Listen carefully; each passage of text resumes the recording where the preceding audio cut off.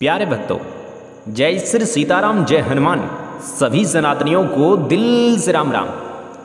ओम जय लक्ष्मी माता मैया, जय लक्ष्मी माता, तुमको निस दिन सेवत हरि विष्णु विधाता। ओम जय लक्ष्मी माता। प्रिय भक्तों, जय श्री लक्ष्मी माता की, जय श्री विष्णु भगवान की। भक्तों, माता लक्ष्मी को धन धान्य देवी के रूप में ये सारा संसार जानता है। और आज जो आपको मंत्र सुनाने वाले हैं वो लक्ष्मी माता का बड़ा ही चमत्कारी, दिव्य, प्रभावशाली और धन को शीघ्र ही खींचने वाला मंत्र है।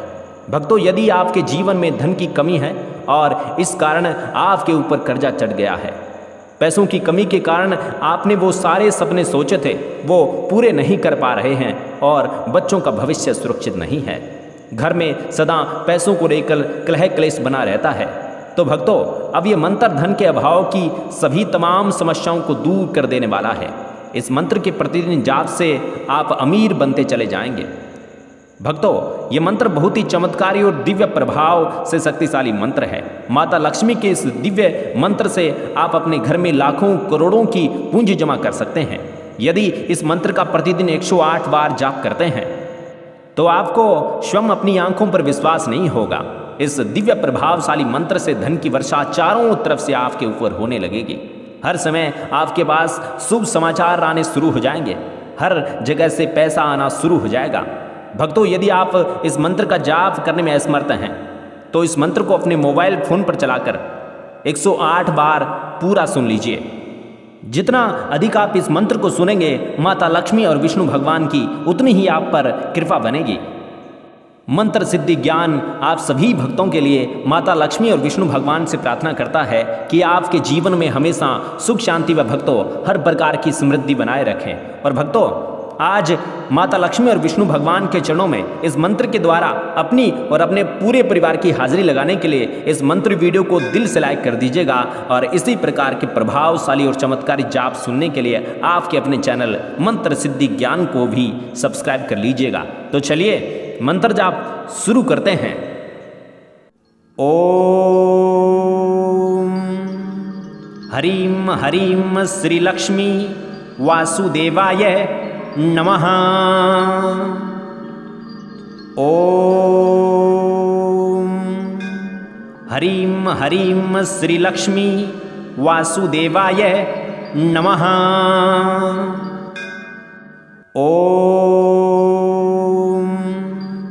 हरीम हरीम श्री लक्ष्मी वासुदेवाय नमः।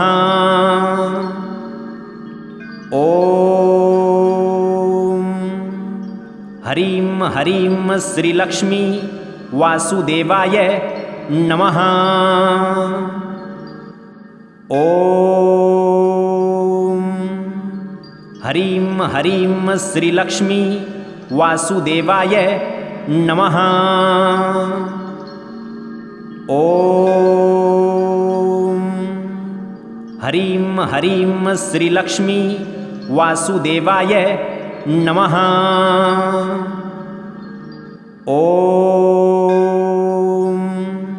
ओम हरीम हरीम श्री लक्ष्मी वासुदेवाय नमः। ओम